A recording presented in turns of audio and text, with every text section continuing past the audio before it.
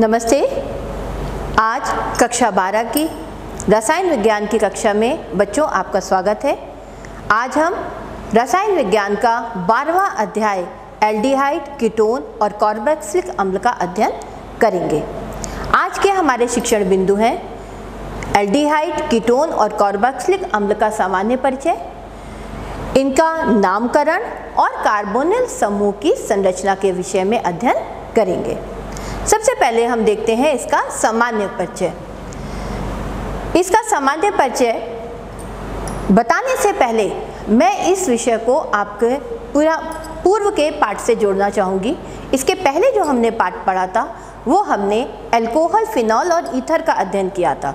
Alcohol, phenol और ether, इसमें क्या था बच्चों कि कार्बन और ऑक्सीजन के मध्य एकल बंध वाले यौगिकों का अध्ययन हमने किया था। लेकिन हमारा एल्डिहाइड, कीटोन और कार्बोक्सिलिक अम्ल जो है, इसमें कार्बन और ऑक्सीजन के मध्य द्विबंध बनने वाले यौगिकों का अध्ययन करेंगे। अर्थात कार्बन और ऑक्सीजन के मध्य बनने वाला यह जो समूह होता है, इस समूह को कार्बोनिल समूह कहा जाता है। इस कार्बोनिल समूह में यह जो कार्बन उपस्थित है, यह कार्बन sp2 संकरण प्रदर्शित करता है। sp2 संकरण का अर्थ होता है ऐसा कार्बन जिससे कि कोई 3 सिग्मा बंध बन रहे हो। ये 3 सिग्मा बंध आप आसानी से देख सकते हैं कि कार्बन ऑक्सीजन के साथ द्विबंध बना रहा है। यहाँ एक सिग्मा बंध बना, एक सिग्मा बंध इधर और एक इस तरफ बन जाएगा। और इस प्रकार से कार्बोनिल समूह का जो कार्बन है वो sp2 संकरण को प्रदर्शित करता है। इसी प्रकार हम इसके इस समूह के अन्य यौगिक देखते हैं। अगर इसी कार्बोनिल समूह में आपका एक तरफ एल्डिहाइड और एक तरफ हाइड्रोजन जुड़ा होता है तो उसको एल्डिहाइड कहा जाएगा। एल्डिहाइड यौगिक समूह अर्थात CHO ग्रुप। इसी तरह से अगर इसके दोनों तरफ एक एक एल्किल ग्रुप जुड़ जाए, चाहे वो सामान्य हो, एक से हो या अलग अलग हो, तो बीच में जो हमारा समूह बनता है C double bond O। C double bond O ketone group होता है। और इसी प्रकार अगर एक एल्किल ग्रुप को हटा करके वहाँ पर ऑक्सीजन जुड़ जाए और ऑक्सीजन अपना द्वितीय बंध हाइड्रोजन के साथ जा करके जोड़ ले तो हमारा COOH समूह बन जाता है, जिसे कार्बोक्सिलिक अम्ल कहा जाता है। ये कार्बोक्सिलिक अम्ल अन्य इसके 2 यौगिक बनते हैं, जैसे कि एसिड एनहाइड्राइड, जिसमें कि एक हाइड्रोजन को हटा देते हैं और यहाँ पर एक ऐसा ही यौगिक पूरा जोड़ देते हैं तो एसिड एनहाइड्राइड बन जाता है। या OH में से H को रिप्लेस करके, H को हटा करके हम यहाँ पर एक और एल्किल ग्रुप लगा देंगे तो हमारा एस्टर बन जाता है। अब ये तो हमारे हो गए एल्डिहाइड, कीटोन और कार्बोक्सिलिक अम्ल। इसके अलावा भी अन्य यौगिक बनते हैं, जैसे कि हैलोजन लगा देते हैं तो हमारा एसिल एल्हाइड बन जाएगा, या एमीन ग्रुप लगा देते हैं NH2 तो एमाइड ग्रुप बन जाता है। ये तो था हमारा सामान्य परिचय। बच्चों, इसके बाद अगर हम देखते हैं कि यह जो एल्डिहाइड, कीटोन और कार्बोक्सिलिक अम्ल होते हैं, ये सभी जीवों, पौधों, सबके दैनिक क्रियाओं में या पूरी तरह से हमारी हर क्रिया में शामिल होते हैं। आपको कहीं पे भी सुगंध का अनुभव होता है, कहीं पे स्वाद का अनुभव होता है, तो उसका कहीं ना कहीं संबंध आपके एल्डिहाइड, कीटोन और कार्बोक्सिलिक अम्ल से होता है। जब आप खाने की चीज़ों पे आते हैं, जैसे कि वेनिला, आपने एक एसेंस है, वेनिला स्वाद है, वेनिला की आइसक्रीम आप खाते हैं, वेनिला स्वाद की विभिन्न चीज़ें लेते हैं, तो वेनिला जो होता है ये वेनेलियम से प्राप्त होता है। ये वेनेलियम वेनिला बीन्स से प्राप्त होता है, जो कि हमें भोजन में स्वाद और सुगंध प्रदान करता है। इसी प्रकार आपका सिनेमन, जो कि दालचीनी होता है, दालचीनी से आपको सिनेमल्डिहाइड मिलता है, जो कि आपके भोजन में मिठास और सुगंध उत्पन्न करता है। इसी प्रकार से कीटोन में एसीटोफिनोन होता है, जो कि आपके परफ्यूम्स में, इत्र में, जो भी आपके सुगंधित आप चीज़ें इस्तेमाल करते हैं उसमें ये डाला जाता है। इस प्रकार से जो आपके एल्डिहाइड, कीटोन और कार्बोक्सिलिक अम्ल होते हैं वो सभी आपके दैनिक जीवन से जुड़े हुए होते हैं। अब इसका अगला भाग है बच्चों कि हम इनका नामकरण किस प्रकार से कर सकते हैं। नामकरण करने की बच्चों दो विधियां हैं, सामान्य नाम और IUPAC नाम। सामान्य नाम में कुछ नहीं करना होता है, जो उसका उत्पत्ति का नाम होता है उसके आगे केवल एल्डिहाइड लगा दिया जाता है। लेकिन जब IUPAC नाम लिखते हैं तो एल्डिहाइड में IUPAC नाम लिखने के समय हमें अल लगाना होता है और कीटोन में हमको ओन लगाना होता है। सामान्य नामों को हम कुछ उदाहरण के तौर पे समझ सकते हैं, जैसे कि ये उदाहरण है एसिटल्डिहाइड का, 2 कार्बन है तो एसिटल हो गया और एल्डिहाइड लगा दिया तो एसिटल्डिहाइड हो गया। बेंजीन रिंग के साथ अगर एल्डिहाइड ग्रुप जुड़ा हुआ है तो उसे बेंजल्डिहाइड कहेंगे। इसी प्रकार से एक यह उदाहरण है जिसमें कि 4 कार्बन की श्रृंखला है जिसको कि ब्यूटेन रिंग कहेंगे, और जिसमें कि एक ब्रोमो लगा है और एक एल्डिहाइड ग्रुप लगा है तो बीटा ब्रोमो ब्यूटिल एल्डिहाइड। ये तो थे एल्डिहाइड के या आपके उदाहरण। फिर कीटोन के उदाहरण आ जाते हैं, एसीटोन, एसिटोफिनॉन, प्रोपियोनॉन और बेंजोफिनॉन। अब यहाँ पर कुछ बातें और समझने की हैं, इसी स्थान पर समझते हैं कि हमेशा यहाँ पर जब हम कीटोन पे आएंगे या एल्डिहाइड पे आएंगे तो इनका जब सामान्य नाम लिखा जाता है तो अक्सर आप देखते हैं कि अल्फा बीटा गामा लिखा होता है। अल्फा बीटा गामा कहाँ पे लगाते हैं? जब आपकी कोई लंबी श्रृंखला में कोई यौगिक है तो लंबी श्रृंखला में एल्डिहाइड के ठीक बाद वाला जो कार्बन है उसको अल्फा देंगे, उसके बाद वाले को बीटा और उसके बाद वाले को गामा दिया जाता है और उनसे जुड़ी हुई श्रृंखला को वो नाम दे करके हम सामान्य नाम लिख सकते हैं। इसी प्रकार से जब कीटोन में आते हैं हम लोग, कीटोन में क्योंकि दोनों तरफ एल्किल ग्रुप जुड़ा हुआ है तो यहाँ पर जब अल्फा बीटा गामा देते हैं हम तो ये अल्फा तो ये अल्फा 1, इसके बाद जो भी आपके जुड़े हुए होंगे बीटा बीटा 1, इस प्रकार से इनका सामान्य नाम चलता रहता है। इसके बाद आता है आपका IUPAC नाम। IUPAC नाम आप लोग कक्षा 11 में पढ़ चुके हैं पूरी तरह से, कक्षा 11 में इसके सारे नियम सब जान चुके हैं। अब आपको यहाँ पे इसका उपयोग देखना है। यहाँ पर इतना तो पहले भी बताया कि एल्डिहाइड में L और कीटोन में ओन लगा दिया जाएगा, लेकिन अगर कोई ऐसा यौगिक मिलता है जिसमें कि आपका एल्डिहाइड ग्रुप जो दिया है वो उस सर्किल में काउंट नहीं हो रहा है, अगर हम उसको जोड़ते नहीं हैं, गिनती में नहीं आ रहा है, तो वहाँ पर नाम के पीछे कार्ब एल्डिहाइड जोड़ दिया जाता है। इसके कुछ उदाहरण जिससे कि हम इसको आसानी से समझ सकते हैं बच्चों। यहाँ पे पहला उदाहरण एथेनल, जिसको कि अभी अभी हमने क्या पढ़ा था, एसेटल्डिहाइड। एसेटल्डिहाइड को क्योंकि एथेन है, 2 कार्बन है तो एथेन हो गया, कहीं द्विबंध नहीं है कार्बन के बीच में तो एथेनल इसका नाम हो जाता है। दूसरा उदाहरण देखिए, अगर ये लंबी श्रृंखला 7 कार्बन की श्रृंखला है, 7 कार्बन की श्रृंखला में अगर हम IUPAC नाम लिखना शुरू करते हैं तो अभी हमने आपको बताया था कि पहला अंक हमेशा एल्डिहाइड को दिया जाता है और यहाँ से इसका अंक 1 2 3 4 5 6 7 कार्बन हेप्टेन हो गया।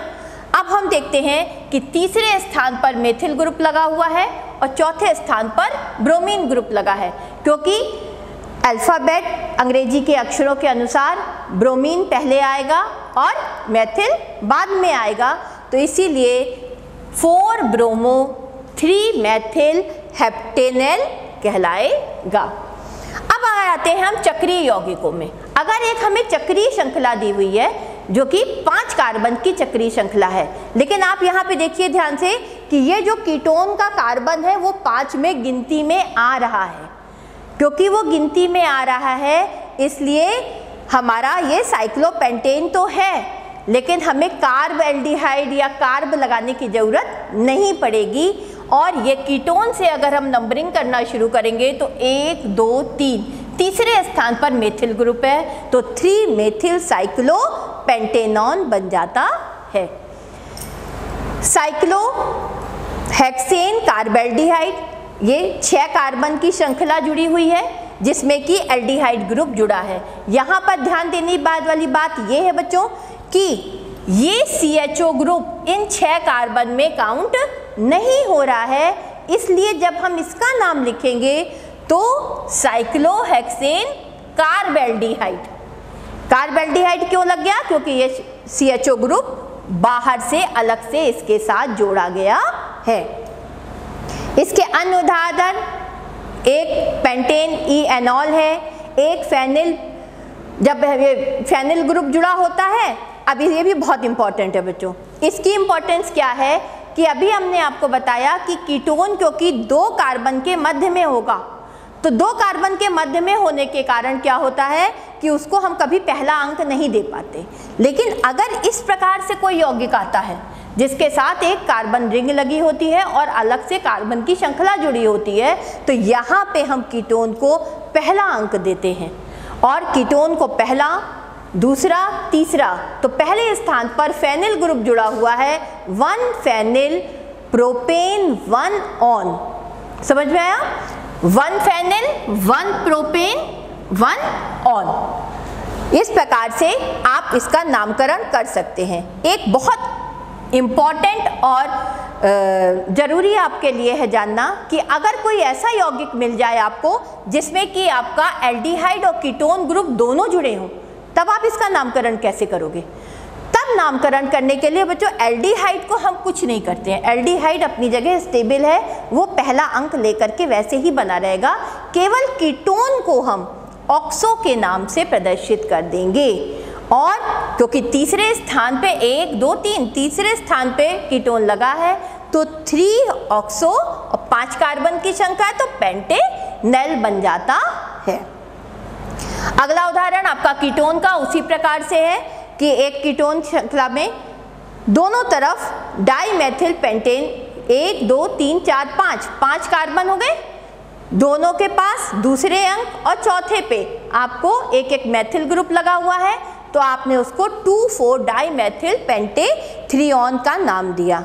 इसी प्रकार अन्य उदाहरण है, अगर आपकी बेंजीन रिंग में बेंजल्डिहाइड में NO2 ग्रुप लगा है, तो इसको हम यहाँ से गिनेंगे, दोनों से 4 अंक आ रहा है, तो 4 नाइट्रो बेंजल्डिहाइड, या इसका दूसरा नाम क्योंकि ये जुड़ नहीं रहा है तो 4 नाइट्रो बेंजीन कार्बेल्डिहाइड भी कहते हैं।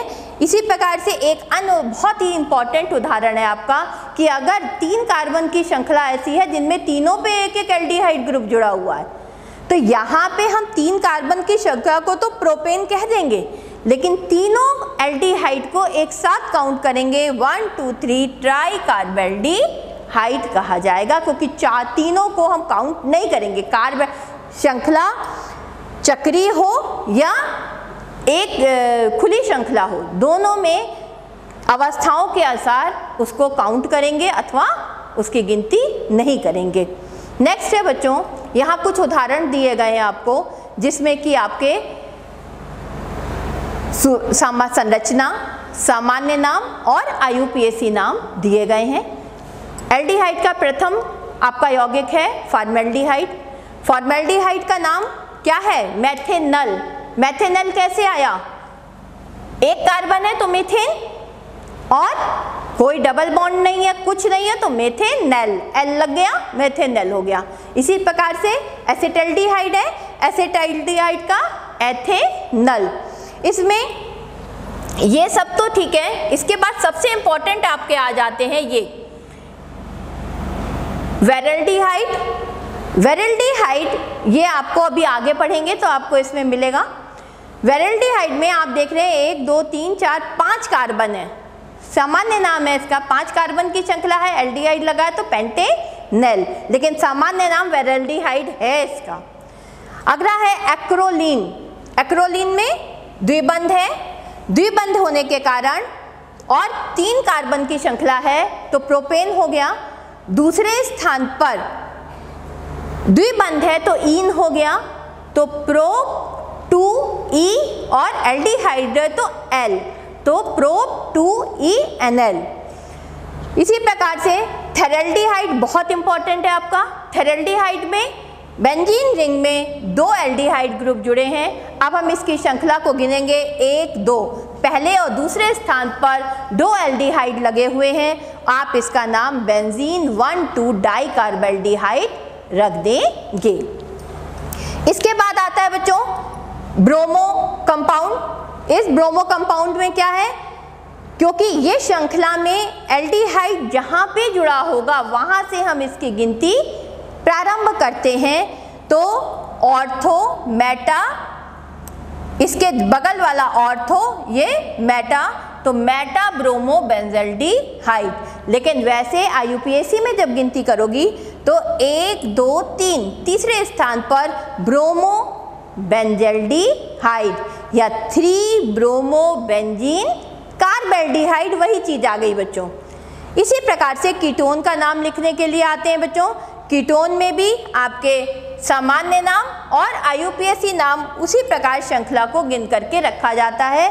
बस एक बात का ध्यान रखते हैं कि श्रृंखला में नंबरिंग वहाँ से करते हैं जहाँ से कीटोन ग्रुप को हमें सबसे छोटा अंक मिले। अगर हम इसको यहाँ से गिनेंगे तो कीटोन को 1, 2, 3 चौथा अंक मिलेगा, लेकिन इधर से गिनने पे 1, 2 दूसरा अंक, तो पेंटेन 2 ऑन इसका नाम हो जाएगा।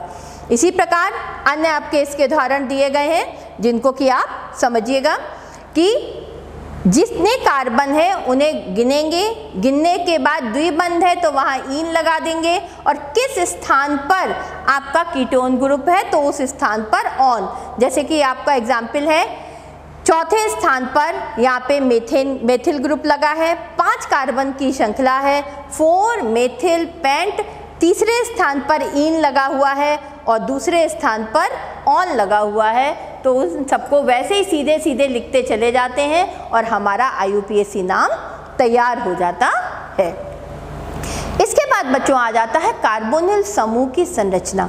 ये जो कार्बोनिल समूह है, अभी हमने बताया C डबल बॉन्ड O, यही हमारा कार्बोनिल समूह है, और इसके में जो आपका कार्बन होता है वो sp2 संकरित होता है।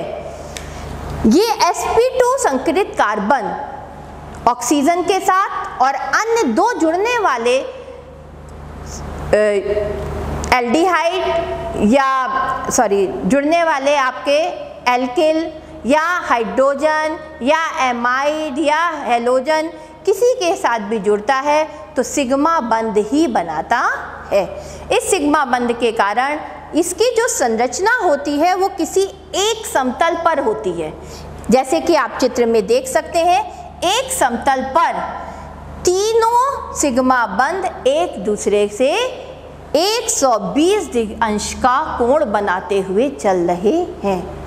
यहाँ पर एक बात ध्यान देने की है कि आपके कार्बन की संयोजकता कितनी होती है।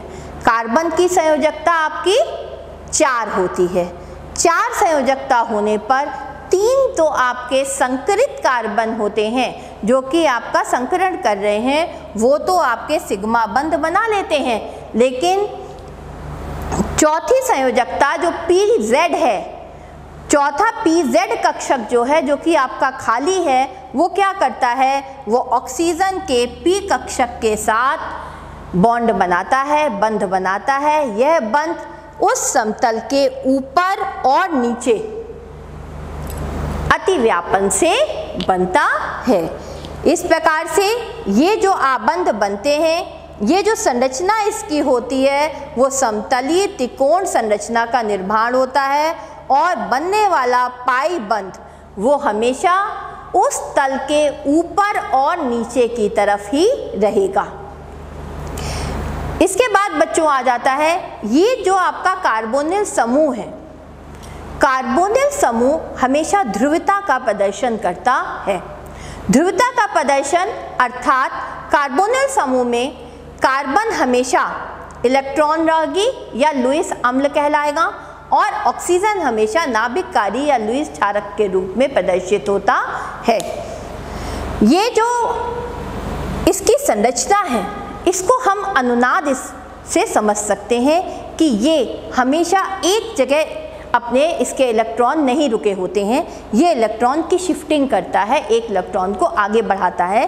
द्विबंध से इलेक्ट्रॉन ऑक्सीजन को जाते हैं, जब ऑक्सीजन के पास जाएंगे तो वो ऑक्सीजन ऋणात्मक आवेशित हो जाता है, ऋण आवेशित हो जाता है, और कार्बन के पास धन आवेश आ जाता है।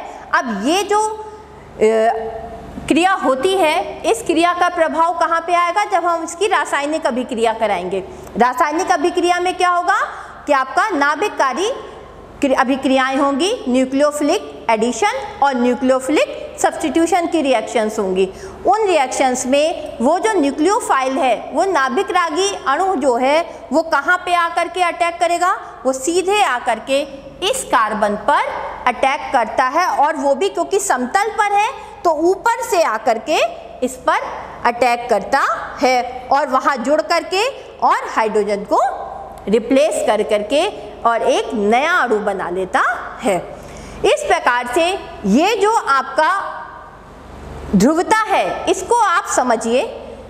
अगर आप इसको समझने की कोशिश करेंगे एल्कीन के सापेक्ष, तो एल्कीन और कार्बोनिल समूह में इतना अंतर होता है कि आप यहाँ पर देख रहे हैं कि एल्कीन में सिग्मा बंध और पाई बंध के बीच, पाई बंध में जो इलेक्ट्रॉन का वितरण है वो सामान्य रूप से आराम से पूरी सरफेस में है, लेकिन अगर कार्बोनिल समूह में आते हैं तो इलेक्ट्रॉनों का वितरण ऑक्सीजन की तरफ ज़्यादा है और कार्बन की तरफ कम है। तो हमारा इस प्रकार से जो कार्बोनिल ग्रुप है, ये ध्रुवता को या डाइपोल डाइपोल मोमेंट को, द्विध्रुवण को ज़्यादा प्रदर्शित करता है और इसमें होने वाली सभी अभिक्रियाएं उसी को बताती हैं। इसके बाद बच्चों आप देखिए, हमारा ये पाठ का ये भाग खत्म हो गया। इस भाग में आपको मैंने एल्डिहाइड, कीटोन और कार्बोक्सिलिक अम्ल के सामान्य परिचय के विषय में बहुत अच्छे से अध्ययन कराया। सामान्य परिचय में आपने जाना क्या कि कैसे कैसे कार्बोनिल समूह में alkyl group, hydrogen, alkyl group 2 या एल्किल ग्रुप और OH मिल करके विभिन्न कार्बोनिल यौगिक बनाते हैं, जिनको कि एल्डिहाइड, कीटोन, कार्बोक्सिलिक अम्ल, एस्टर और एमाइड और एसिल हैलाइड के नाम से जाना जाता है। फिर अगर हम इनके नामकरण पे आए तो नामकरण में हमने क्या जाना कि इनका नामकरण 2 प्रकार से होता है। या तो हम इसका नामकरण सामान्य ढंग से रखेंगे अथवा इसका नाम हम IUPAC नाम रखेंगे। सामान्य नाम इसके ज़्यादा प्रचलित हैं, क्योंकि जैसे कि बेंजल्डिहाइड है आपका उदाहरण, बेंजल्डिहाइड को IUPAC ने भी नाम बेंजल्डिहाइड ही दिया हुआ है। तो ये जो हमारे यौगिक हैं, इनका नामकरण जब हम करते हैं तो IUPAC नाम लिखने के लिए हमको इनकी पूरी नियमों को मानना पड़ता है। IUPAC में हम इनको 1, 2, 3, 4 अंक देते हैं, जहाँ से मेथिल एल्डिहाइड ग्रुप जुड़ा हुआ होता है।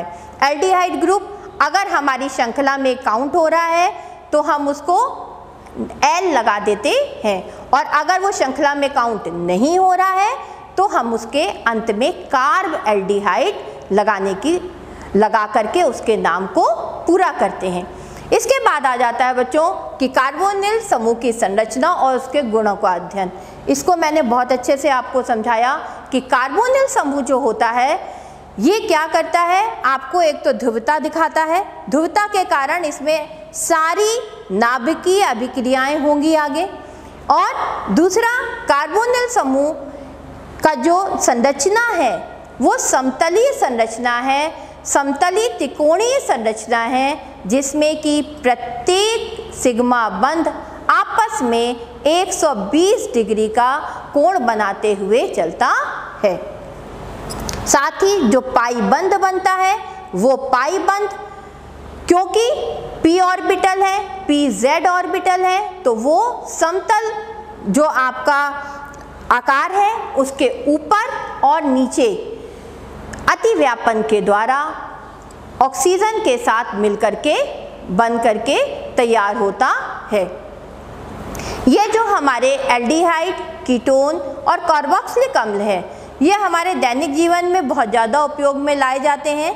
जैसे कि विभिन्न पदार्थ हैं हमारे, वेनिला एसेंस है, सिनेमैल्डिहाइड है, एसीटोफिनोन है, इन सब चीज़ों में हम इनका उपयोग करते हैं। साथ ही ये हमारे लिए पेंट बनाने में, रेजिन बनाने में, विभिन्न प्रकार के सुगंधित पदार्थ बनाने में, रबर बनाने में, प्लास्टिक बनाने में, वस्त्र बनाने में आदि सब में इसका उपयोग किया जाता है।